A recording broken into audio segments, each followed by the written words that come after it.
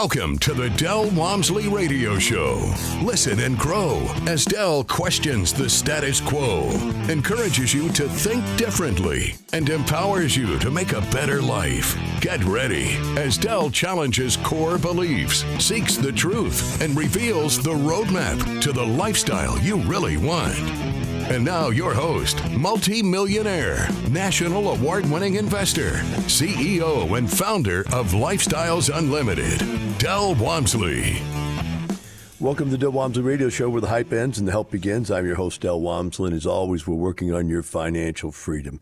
Today, my friends, we're going to hit the mailbag, but before we do that, I have one of those opportunities in life to share with you a personal disaster / opportunity / personal growth / it parallels everything you go through when you're thinking about changing your life opportunities. And so I'm going to share this with you today. But I'd like to make sure that it's not just a story about me, that it's paralleled into something that you can utilize to benefit yourself in your life. So what am I talking about? I'm talking about starting something new in life. So you start out and you take an opportunity, you look at something like maybe your financial situation, you go, there's something wrong with my financial situation, right? And I know there's something wrong. It's not doing what I wanted to do. When I look at it, it's obvious that it's broken, that it's not going to get me where I need to be. It's not accomplishing what it was set out to do. So if you keep doing what you're doing and expecting to get a different result, that is the definition of insanity, right? So what you have to do is decide what it is you need to do differently, right? That leads you to all kinds of things out there that you can look at. But for some reason, you realize, because most people finally end up doing, is realizing that 90% of most of the millionaires were created by real estate in one form or another. Even if they have businesses that are very successful, they usually buy real estate with the money they make from the business, and the real estate itself then perpetuates their wealth into a high degree. So most people end up realizing that at some point in their life. So there you go. You decide you're going to go do real estate.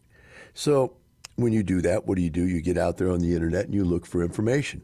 I'll just go ahead and bring the parallel story up, and that is I've been living in the same house now for like 11, 12 years, and the wrought iron fences are starting to rust out all around my backyard.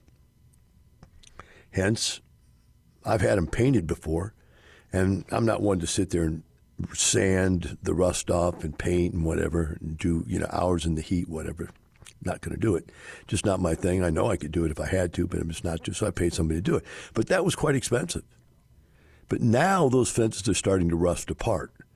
And if you look into what these fence replacements cost, what it would cost to take the fence apart, put new fence back in, it's astronomically high. So now you get into this situation where, what is it worth to me to do this myself? And you may be in the same situation going, okay, I can go invest in real estate by just throwing my money at somebody else out there and going with a syndicator somewhere, letting him put the money all into his deal and do nothing, right? And if you're in the right situation, like in our situation where we try to put together the safest possible option for passives to get into syndication deals, then you may do okay. There's a probably 90%, 95% chance you'll do okay, but there's still a 5% chance that whoever you put your money with is going to go cuckoo for Cocoa Puffs, and you may lose money. And so it's a very costly decision to make. One of the things you're going to find, though, if you just keep looking up education information out there, you're going to find that if you watch 20 different videos on how to do real estate investing, you're going to find 20 different ideas. And there you go. There's the dilemma. There's where you are. You're stuck. Today I'm speaking to the beginners, guys. I'm not speaking to those of you that already made it past this point. But this is where 90% of the people fail. They never get past go because they can't get around the problem. And that, my friends, that's not going to change until you get up, get going, and make something happen for yourself. And that's what we want to talk about. Because I ran back into that same feeling, that same hold me back before I get going kind of stuff. The problem I had that I'm going to show the parallel to is that being here 11 years at my house now, 11, 12 years, the wrought iron fences are starting to rot out. And I looked at how expensive that would be to replace them all. And it was very, very expensive. So it was just simply much less expensive to fix them. In addition to that, whether you realize this in life or not, no matter how old you are, and I'm approaching 70 now, no matter how old you are, there's things in life that make you interested. You want to do something interesting. And I thought, why don't I re-energize myself and learn how to weld and weld these fences together just for fun, you know? Plus, I have a lot of other welding projects I like to do. I'm already an avid woodworker. I have a complete shop, and I have a lot of the metalworking tools also because I, work with metal and wood together in many projects. But I had not picked up welding again for a long time. I welded in high school. I stick welded, and then they barely came out with MIG welding when I was in high school. So I did a little MIG welding, but not much. So here I am, I'm looking at this thing. Okay, nowadays everybody MIG welds. It's way easier than stick welding. So I watched a few videos, just like you watch a few videos about how to do real estate investing, right? And people speak to you. And then I watched a bunch of videos on which welder to buy, and that'd be like you watching a bunch of videos on which real estate training program to join, right? But first of all, you have to realize what you want to do. So I have to understand, what is it I want to weld? Well, I go, okay, I want to weld my fence, but I also have a giant aluminum trailer that I've always wanted to add things to. And I've always said, I'm going to get me an aluminum welder and start welding some add-on things to the trailer, make it cool. So I decided on a welder that had three things. One, it could regularly weld, MIG weld, which is simple. Two, it could aluminum weld. And three, it had something called synergistic settings, which means you just put in the machine what you're welding, what wire you're using, what gas you're using, and the machine sets itself to the correct temperature and wire feed. Simple enough that even a beginner can do this. So it's kind of a beginner entry-level machine. You can turn it to manual if you want to, if you're a pro, but it was kind of an interesting thing. And it also had pulse welding, which allowed for very low powered welding, so you could do aluminum. All this is very interesting, right? So I got the machine, everything's fine. And that machine sat in my garage for a while. And I read more and I did more, and then I got stuck with another project. And something else came up, and I'm working on that, and I'm working on my train set, and I'm working on some woodworking stuff, and just sort of sat there. And I didn't get to it, And that's you. You've already looked into all this stuff, or maybe even joined somewhere. And you listened to, some of the information, but you just didn't go out and take action. Finally, I caught myself in this dilemma. I said, you got to stop this. So I went ahead and figured out how to turn the welder on. And I also bought a plasma torch. And I went to my apartment complex and I said, give me all the bed frames and garbage that people throw away that are made out of metal so I can practice on this stuff. And I brought this metal home, and that big old pile of metal sitting in my garage. My wife is losing her mind now. She said, what are you doing? You're going to burn the garage down. You can't weld. Welding is something special, that only certain people can do. You're going to have poisonous gases. They're going to kill us. I mean, it just, you name it. When a wife gets on that tangent that it doesn't work, or a husband gets on that tangent, this is stupid, there's no shutting them down, man. And sometimes you just have to shut them out. You can't shut them down, but you can shut them out and just go ahead and do what you got to do. And so I shut her out, got out the welder, got out the plasma torch, cut the metal all up, built myself a welding table, built myself a metal storage rack that I could store all this stuff, get it up off the floor and everything, and store it nice and neat. And then I brought her back in, and she was like, wow. She couldn't even believe that, first of all, I could weld something. Second of all, I could cut metal. Third of all, I could put it back together after I cut it all apart, put it back together into something useful. That just blew her mind. So as I was going on, I decided to try to do some very thin metal, which is what the square tubes of the fence gates are made out of. So I got that kind of tube, and I started welding on it, but I had too large of welding wire, and it was burning right through it. So I went down to a smaller welding wire, and there's where I made my mistake. I unscrewed the tip, but the tip comes out of the holder. I took out the tip and the tip holder. And when I tried to put the tip holder back in, it didn't go all the way back in. I didn't even notice that it didn't go all the way back in. And I welded with it not all the way back in, but that wouldn't allow it to weld correctly because there's gas that comes out of this thing that is what keeps the weld from burning itself out. So you don't have to understand all that. The bottom line is it wasn't working correctly, and I was just burning through metal left and right with this itty-bitty tiny wire, which should have said I couldn't burn through metal if I tried. But somehow I was, and that was because I had no gas.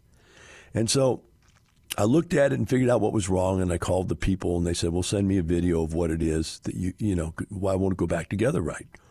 And they said, send me a video. So I sent them a video, and then the next day I get up and go, I know what they're going to tell me, just screw it in there a little tighter. And so I went back with the pliers and tried to screw it in, screw it out, move it around, put a little lubricant on it, broke off. Wouldn't go back in. So it was definitely defective, or I defected it by welding with it out, not screwed all the way in, whatever it is. So finally, luckily for me, they came back and said, okay, we'll just send you a new one, And so it was under warranty, and it wasn't a problem. They were real nice about it, in fact. I'm very happy about that. But there it was. There was my first big mistake. But my big mistake was dealt with by the fact that I was with a company that understood that they were selling beginner-level welders and that people were going to make mistakes and the welders were going to mess up, and it was cheaper just to send you another part than to fight over it or to ruin their reputation. That's what you want to find, and the reason why you go to someplace like Lifestyles Unlimited. You need to get with people that understand that you're a beginner. You need to get with people that understand you're going to try to do things that don't make sense, and they're going to talk you out of them, and they're going to help you work through them. If you don't have that kind of help, then what's going to happen, if these guys wouldn't have sent me another thing, I would have had to buy another welder.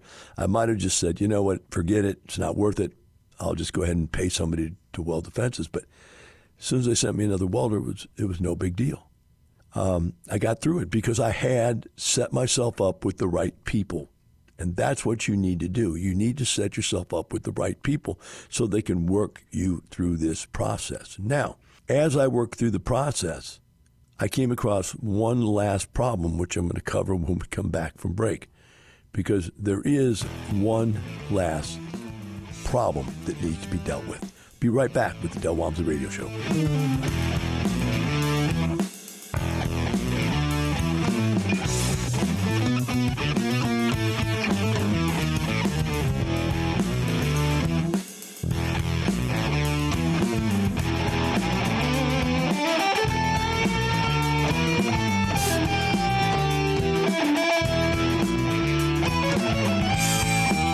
Teaching you with a roadmap to creating the lifestyle you really want. Keep listening. The Del Walmsley Radio Show returns in moments. Lifestyles Unlimited member Lisa appreciates having mentors who have her back. Having the faith to move forward, and y'all have everything provided. I could call a mentor and say, hey, I don't know what to do. Someone is always there to guide you. I have backup. Lifestyles Unlimited. Over 33 years teaching the real estate retirement roadmap. Text the word radio to 88007. That's radio to 88007. Join now for $297, a 60% savings. Lifestyles Unlimited. Text radio to 88007. You're hearing the Del Walmsley Radio Show. Want more life-changing knowledge? Access our podcast and listen on demand at lifestylesunlimited.com under the radio tab. Now your host, Del Walmsley. Welcome back to Del Walmsley Radio Show. Today we're going through how to get through life challenges. And I'm paralleling a scenario of mine where I've got this problem, this broken problem. My broken problem is my fences are broken, they're rusted out, they need to be re-welded together. And paralleling that with you, your financial plan is broken, it doesn't work, and you're not going to be able to retire. And the longer you wait, the worse it gets, and the less chance you have of getting it done, and the more it's going to cost you to get done. And that's basically the same problem I had. So I took it on myself to go out there, just like you take it on yourself to go out there and learn something about real estate investing.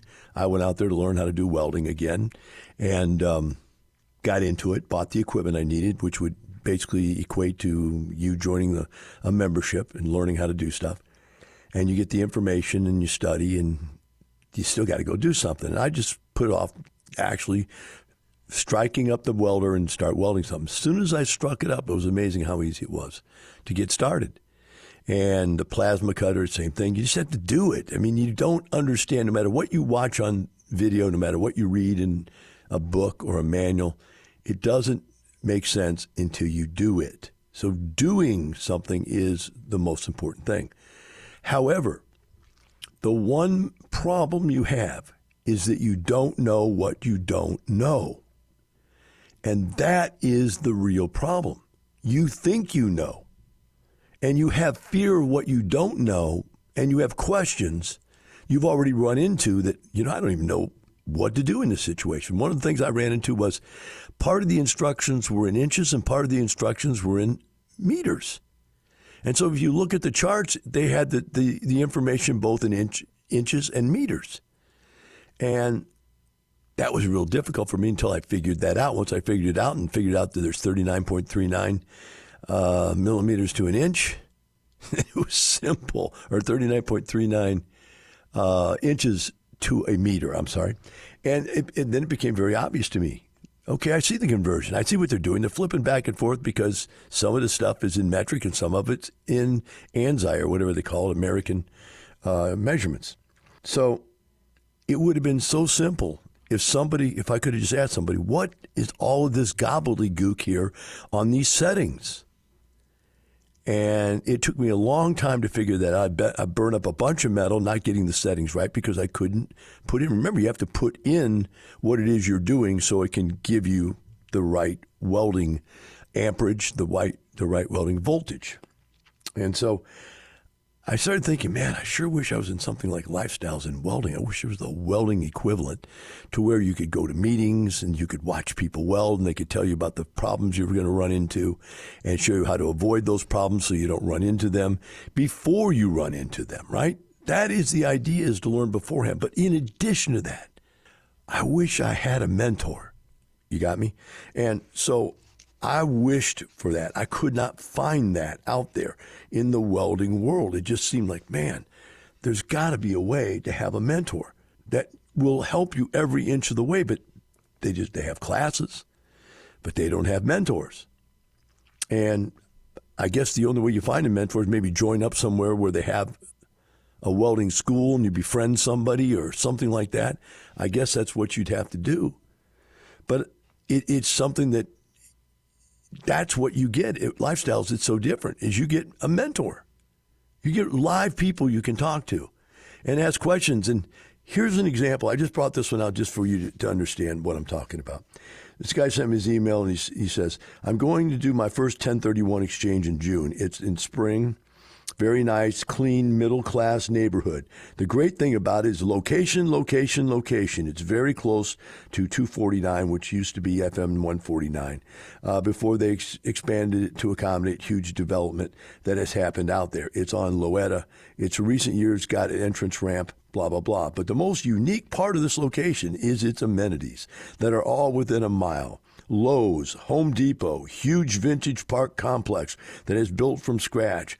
In that was deep forest. There are every restaurant, coffee shop, ice cream shop, Methodist hospital complex, essentially everything you could possibly need to want to be right there. The subdivision is, I'm not going to say what it is. The houses range from 1,500, 2,000 square foot, mostly are single family. All right.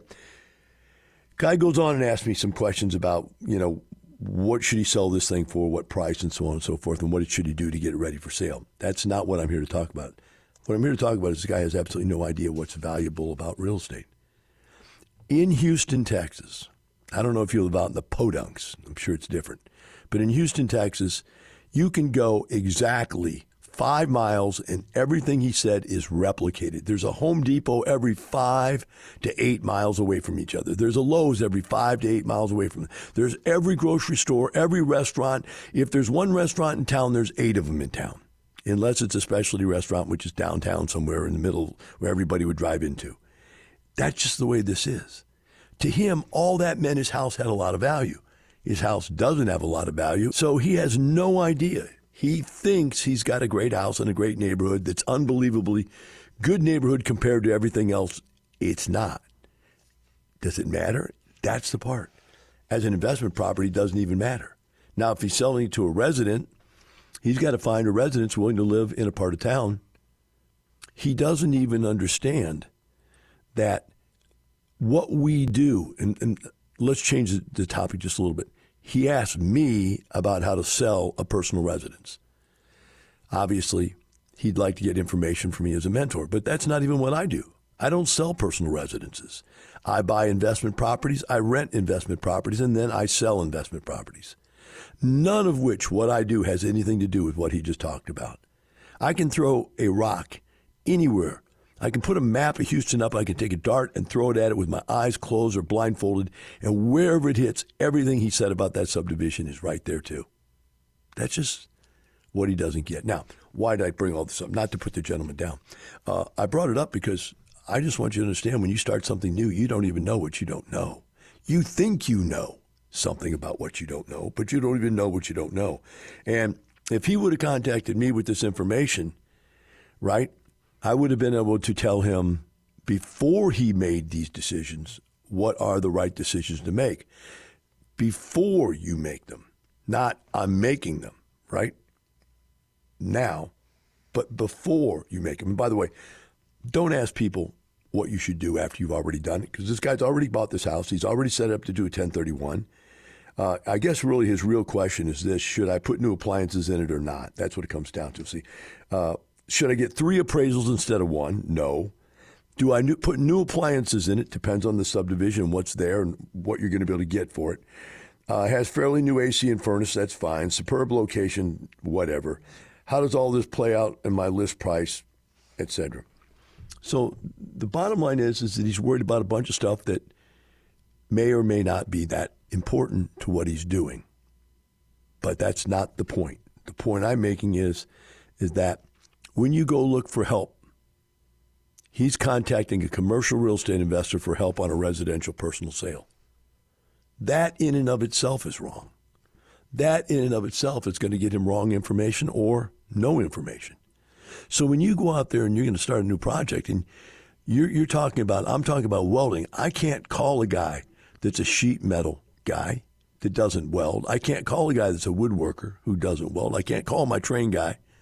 I got to find a guy that does MIG welding that can help me. How do you overcome the not knowing of what you don't know situation? I've got 2 examples that I'm going to share with you right now. I think they're very relevant if I can pull them up here, because I have to clear this away and get to this email here somebody sent me I thought was really interesting. Let's talk first about this lady here, and who doesn't have any idea what she's doing. Says, I've been listening to you on the radio for a couple of months now, and I'm going to join Lifestyles as soon as it makes sense. So she hasn't joined. And so she doesn't know what she doesn't know yet, right? Right now, my family and I are a bit of a pickle. You're the only one I think can give me honest feedback. We currently own our home that we live in with over $200,000 in equity. We have to move from Washington State to California because of my husband's job. We were thinking we would purchase our new home as a second property and keep the current one as a rental. We would easily be able to collect over $1,000 a month on income from our current home because our interest rate is very low. The problem is we only have $40,000 to put down on the new home, which would increase our monthly payment a lot. All right, let's talk about this. The question she has is, what should I do? And the answer to that's irrelevant to a couple of facts. Number one, she's moving from a very tenant-unfriendly state to a tenant-unfriendly state. And the $200,000 in equity, we don't know, is the house paid in full or is that equity on top of a debt that they owe? So in other words, we don't know how expensive the home is. When she says there's $1,000 a month of positive cash flow, the question is, and by the way, was that $1,000 a month? $1,000 a month, yeah. The question is then, is that before or after property taxes and insurance? Is that, just the house would make $1,000 a month more than what the mortgage payment is?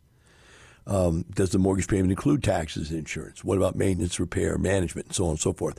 So she really hasn't thought that through. She just sees $1,000 a month. But here's the problem. Listen carefully to what I'm saying. $1,000 a month is $12,000 a year. On a $200,000 investment, that's a 6% return. That's a terrible return. 6%, I can earn that in a savings account. My savings account's earning 5.25% right now. That's terrible.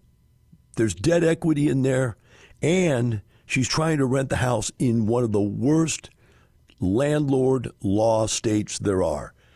Washington believes the tenant is God, and in that state, along with California, if a tenant moves out and your house is vacant and some squatter comes in and moves in, you can't get rid of them. Because it is a democratic blue state that believes that squatters have a right to your assets. Insane. I would never own a rental property in Washington, the state, or California, the state, or Oregon, the state, or New York, the state, or Illinois, the state. These states are run by lunatics and have no idea what they're doing in this world, right? Steal from the rich, give to the poor, whatever their motto is, right?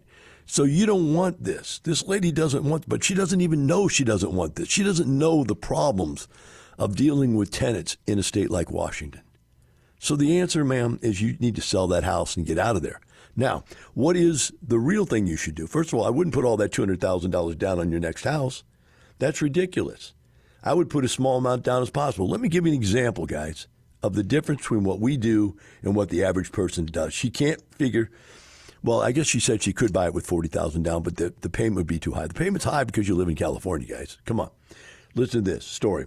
I just closed on a house in San Antonio, capturing about $40,000 in instant equity after a projected 4-week rehab with a projected $200 to $300 cash flow, and only paid $87 at closing.